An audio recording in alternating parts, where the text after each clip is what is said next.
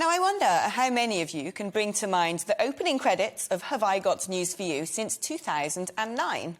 Part of the sketch includes a cartoon of a smirking Vlad festooned in stereotypical Ushanka hat, bony hands gripping a giant tap, cackling as he turns off the gas supply to Europe. For 12 years, that animation has popped up on our screens on a weekly basis. Well, today, it's less funny when gas prices are soaring as Putin plays politics with the EU over a new gas pipeline he wants to supply manufacturing monster Germany, bypassing Ukraine to avoid slinging Kiev a wad of cash as punishments for the former Soviet satellites cozying up to Brussels in recent years. If Germany signs the deal, the prices will come down. Well, that was the message from the Russian Deputy Prime Minister this morning. So here we are, finally outside the EU, and yet caught up in the backlash of its empire building. Why? Well, the obvious answer is that for successive governments, our energy policy has been driven by greeny assuaging platitudes instead of perhaps sanguine investments in technology to make us energy efficient. Theresa May proudly announced we would be rolling out fracking, getting our own gas out, enabling us perhaps to stick two fingers up at Moscow and potentially even sell supplies to the rest of Europe too, bringing major money and major political clout to global Britain, which could have been used to invest in renewable technologies to export to the world. But oh no. Come 2019, fracking was already banned, with the Energy Minister, Wankwasi Kwarteng, saying natural gas will continue to have a key role to play as we eliminate our contribution to climate change. However, that gas will need to come from sources other than domestic fracking. Today's decision will not in any way impact our energy supply. The UK benefits from one of the most active gas markets in the world, with security ensured through diverse sources, including domestic offshore production, pipelines from Europe and liquid natural gas terminals. Yeah, that hasn't aged well, has it? Turns out we had a piffling 4 days' worth of gas storage compared to the Netherlands with 9 times more and Germany 16.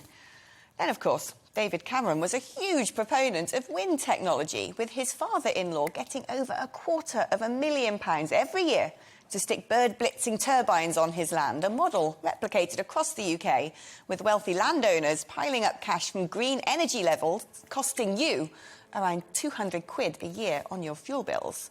But guess what? The wind didn't blow much this year, so you, dear viewer, are out of luck.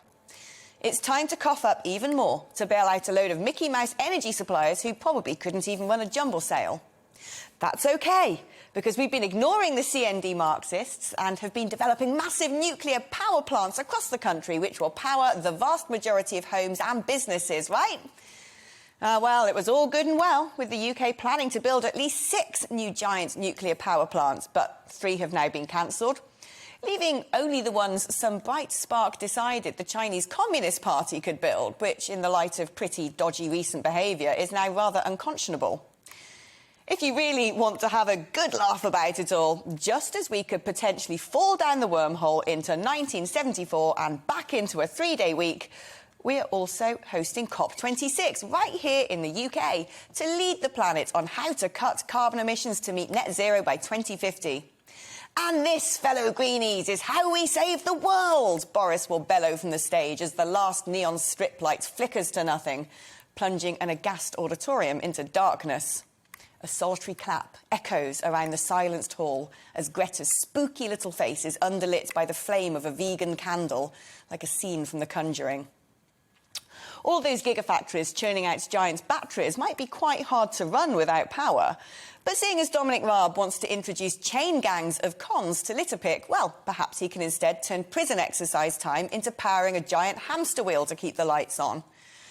It all adds up to a short-sighted, futile energy policy, which can be blamed on successive ministers, largely cowing to jute-wearing eco-warriors who seem to be scared of every source of heating, other than layering up mismatched charity shop knits and growing enormous facial plumage.